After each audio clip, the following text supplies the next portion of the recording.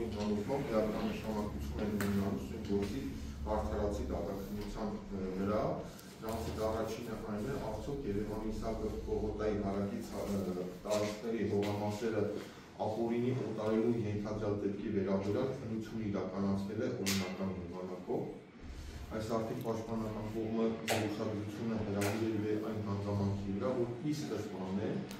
տվյալ հարցի վերաբերյալ քննությունը իրականացվել է ապօրինի։ Մասնավորապես պատվարժան դատարան ձեր ուշադրությունը ցանկանում է հրավիրել այն հանգամանքի վրա, որ 2015 թվականի փետրվարի 17-ին Ոմն Լեյլա Գալստյան հաղորդում էր տվել այն մասին, որ պարբերաբար կաշառքներ է տվել ընդհանրական 2.800.000 ԱՄՆ չափով նախկին ՊԵԿ-ի առաջի տեղակալի Արտուր Աֆրիկյանի, որպեսզի վերջինս էլ հնարավորություն իրեն տա ջարդումները Հայաստանի Հանրապետության տարածքից արտահանելու վերաբերյալ։ Հաղորդումը ինչպես նշեցի տրվել է 2015 թվականի փետրվարի 17-ին։ Հաղորդման մեջ որևէ բառ չկա Իսահակովի Պողոտայի հարուստ տարածքների հողամասերի օտարման վերաբերյալ։ Բոլորիս հայտնի է պատվարժան դատարան, որ եթե գործը դատարանում քննվում է մեղադրանքի շուրջ, ապա նախաքննության ընթացքում գործը քննվում է հաղորդման մեջ նշված եւ այս արդի հարուցված դեպքի շուրջ։ Բնականաբար կարող է կոնկրետ դեպքի արդի իրականացվող քննության ընթացքում, օրինակ ասենք ապացույցների ձեռքբերման, վկաների հարցաքննության ընթացքում որոշակի տեղեկություններ վկան բացի դեպքի հետ կապված հանգամանքներից, որոշակի տեղեկություններ հայտնի նաև այլ ենթադրյալ հանցագործության դեպքի վերաբերյալ։ Որպեսզի հանգամանքը նոր արդեն հիմք կհանդիսանա այն ժամանակվա օրենսդրությամբ առանձին քրեական գործ հարուցելու եւ այդ երկրորդ դեպքի հետ կապված քննություն կատարելու։ Տվյալ դեպքում նման բան չենք ունեցել։ 4 տարի պատվարժան դատարան, ես հատուկ գրծում եմ, 4 տարի նախաքննական մարմինը Լեյլա Գալստյանի հաղորդման հիման վրա կաշառքի հարուցել է միայն պաշտոնական դիրքի չարաշահման հատկանիշներով քրեական գործ եւ 4 տարի քննություն իրականացրել Իսահակովի Պողոտայի հողամասերի օտարման վերաբերյալ։ Ընդ որում պատվարժան դատաքննության ընթացքում հետազոտված ապացույցներով ձեզ ակնհայտ կդառնա, որ այդ քննչական գործողությունները իրականացնելիս ոչ թե կատարվել են Լեյլա Գալստյանի հաղորդման մեջ նշված դեպքի վերաբերյալ, որից ելնելով ստացել է տեղեկություն Իսահակովի Պողոտայի հետ կապված հողամասերի օտարման վերաբերյալ, այլ որ ուղղակիորեն հենց Իսահակովի Պողոտայի հողամասերի օտարման հետ կապված դեպքի վերաբերյալ է քննություն իրականացվել առանց Լեյլա Գալստյանի հաղորդման մեջ նշված հանգամանքների։ Մասնավորապես պատվարժան դատարան վկաներ են հարցաքննվել, որոնք որ կանչվել են եւ ուղղակիորեն հարցերը սկսվել է, հարցաքննությունը սկսվել է նրանից, որ ինչ կասեք այ Իսահակովի Պողոտայի, ես ինչ հողամասի ձեռքբերման, օտարման եւ այլն հանգամանքների շուրջ։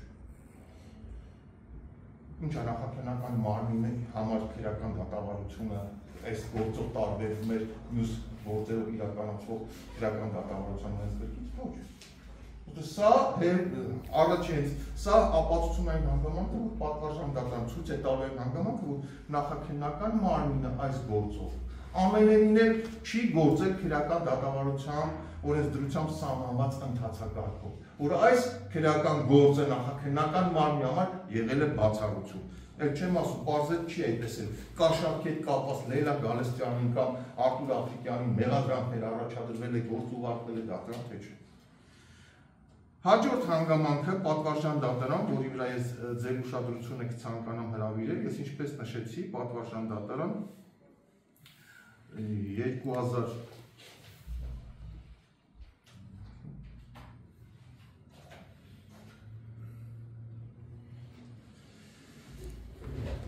Իսահակովի Պողոտայի հողամասերի օտարման հետ կապված դեպքի արդիվ քրեական գործը հարուցվել է 2022 թվականի փետրվարի 17-ին։ Մինչ այդ, ինչպես նշեցի, 4 տարի քննություն է իրականացվել։ Պատվարժան դատարան 2022 թվականի փետրվարի 17-ին քրեական գործը հարուցվել է քրեական նախկին քրեական օրենսգրքի 308 հոդվածի 2-րդ մասի հատկանիշներով, որպեսզի հանցագործությունը դասվում էր ծանր հանցագործությունների շարքին եւ վաղեմության ժամկետը 10 տարի էր։ Քրեական դատավարության օրենսգրքի 35 հոդվածը նախկին հստակ սահմանում էր, որ քրեական գործ չի կարող հարուցվել, եթե անցել են բարենության ժամկետները։ Պատվարժան դատանք 2022 թվականի հարուցված քրեական գործի որոշման մեջ կառույց իրականացնող մարմինը նախաքննական մարմինը նշել է, որ դեպքը հողամասերի օտարման ենթադրյալ դեպքը տեղի ունեցել 2005 թվականից մինչև 2010 թվականը։ Այսինքն քրեական գործ հարուցելու մասին որոշումը կայացնելու բանից առնվազն 12 տարի առաջ։ Հարցը առաջանում, ինչպես կարող է քրեական հետապնդման մարմինը այդպիսի որոշում կայացնել, եթե օրենքի իմպերատիվ պահանջը արգելում է դատախազությանը քրեական գործ հարուցելու մասին որոշում կայացնել։ Այս հանգամանքը ևս վկայում է այն մասին, որ պատվարժան դատան նախաքննական մարմինը հանձինս նաև դատախազության, որ հսկողություն է իրականացնում տվյալ քրեական գործի շրջանակներում օրինականության նկատմամբ ամենևին նպատակ չի հետապնդել պահպանելու օրենքի պահանջները։ Եվ այս քրեական գործի հարուցումը հետապնդել է բացառապես այլ նպատակներ։ Ուրիշ հետևություն ողջամտորեն այս ամենի վերաբերյալ հնարավոր չէ, ուրիշ հետևության այս ամենի վերաբերյալ հնարավոր չէ հանդիպել։ Հաջորդ հանգամանքը պատվարժան դատարան, որի վրա ձեր ուշադրությունը ցանկանում եմ հրավիրել, դա այն է, որ պատվարժան դատարան քրեական դատավարության օրենսգրքում փոփոխություններ են կատարվել, որից ելնելով տվյալ տեսակի հանցագործությունները դարձել են բացառապես հակակոռուպցիոն կոմիտեին ենթակային միայն բացառապես հակակոռուպցիոն կոմիտեին։ Այս արդի պատվարժան դատարան ձեր ուշադրությունը ցույց են տալու, որ այս քրեական գործը նախաքննության ընթացքում ես ներողություն եմ խնդրում համակարգության համար, բայց այլ տարբերակ չկա։ Ֆուտբոլի գնդակի պես ազգային անվտանգության ծառայության դեպարտամենտը ուղարկում էր հակակոռուպցիոն կոմիտե։ Հակակոռուպցիոն կոմիտեն այնտեղից հետ էր վերադարձնում ազգային անվտանգության ծառայության քննչական դեպարտամենտին, ասել որ չէ դու պետք է քննես եւ այդպես մի քանի անգամ։ Ի վերջո հաղթող ճանաչվեց հակակոռուպցիոն կոմիտեն, որից ելնելով չունենալով տվյալ քրեական գործը քննելու օրենսդրական լիազորություն, այնուհանդերձ նախաքննությունը շարունակեց իրականացնել Հայաստանի Հանրապետության ազգային անվտանգության ծառայության քննչական դեպարտամենտը։ Ընդ որում այս ընթացքում պատվարժան դատարան դատախազի կողմից որևէ գործողություն որոշում կայացված չի եղել։ Այս ամենը վկայում է այն մասին, պաշտպանական կողմը ցույց է տալու, որ այս ամենից արդյունքում այսպես կոչված այս ենթադրյալ դեպքի արդիվ ձեռք բերված բոլոր ապացույցները կորցրել են ապացուցողական նշանակությունը, որովհետև ինչպես ես նշեցի, ի սկզբանե նախ որոշակի Լեյլա Գալստյանի հետ կապված դեպքի արդիվ քննությունը իրականացվել է ոչ թե Լեյլա Ավետիսյանի հաղորդման մեջ նշված հանգամանքների շուրջ, այլ բոլորովին հաղորդման մեջ հաղորդումից զատ այլ հանգամանքների շուրջ հողամասերի օտարման վերաբերյալ, այնուհետև ինչպես նշեցի, քրեական գործ հարուցելու մասին որոշումը կայացել է եւ դման իրավասությունը ուղղակիորեն արգելված է եւ չուներ, հետեւաբար ամբողջ քննությունը այս ընթացքում իրականացվել է նման իրավասություն ունեցող մարմնի լիազորությունների բացակայության պայմանով եւ վերջապես ներ քննչական ենթակայության հետ կապված խնդիր։ Բացի այդ պատվարժան դատարան ձեր ուշադրությունը հրավիրելու եմ այն հանգամանքի վրա եւ պաշտպանական կողմը դատաքննության ընթացքում փորձել է դա ցույց տալ, որ նաև նախաքննությունը կատարվել է ծայրահեղ միակողմանի, ամենևին նպատակ չի հետապնդվել արդարությունը պարզելու, եւ եթե տեղի է ունեցել հանցագործության դեպք, հանցագործության կատարող անձանց պատասխանատվության ենթարկելու ուղղությամբ, այլ նախաքննական մարմինը դատախազության գլխավորությամբ, որպես այդպիսին թիրախ է ընտրել պաշտպանյալից, փորձելով պաշտպանյալից գույքը ապօրինի կերպով պետականացնելու, այս ուղղությամբ պաշտպանյալից քննությանից առաջի սկզբնական իսկ պահից պաշտպանյալից դեմ պայման դնելով, որ եթե ցանկանում է ազատության մեջ հայտնվել եւ քրեական պատասխանատվության չենթարկվել, ապա Իսակովի Պողոտայի հողամասերը իրեն պատկանող հողամասերը անհատույց վերադարձնի պետությանը,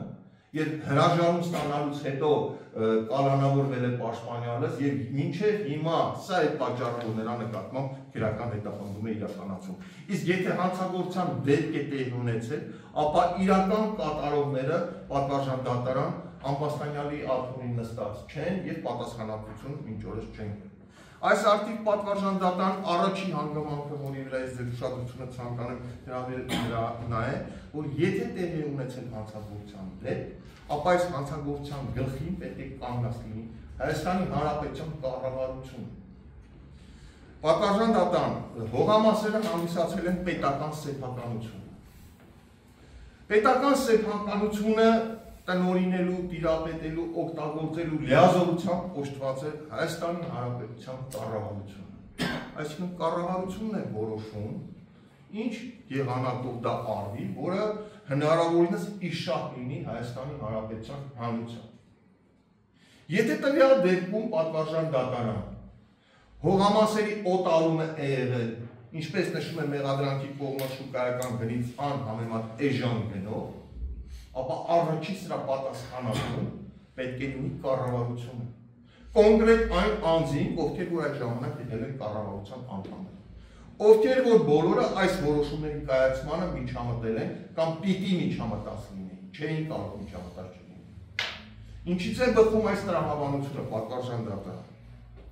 Բնականաբար, եթե պաշտպանության նախարարությանը ինչ նպատակներից ելնելով անհրաժեշտություն է առաջանում ֆինանսական միջոցներ ունենալու արտաբյուջետային, քանի որ բյուջեը հստակ նախատեսված է, ապա առողջ դատողությունը եւ տրամաբանությունը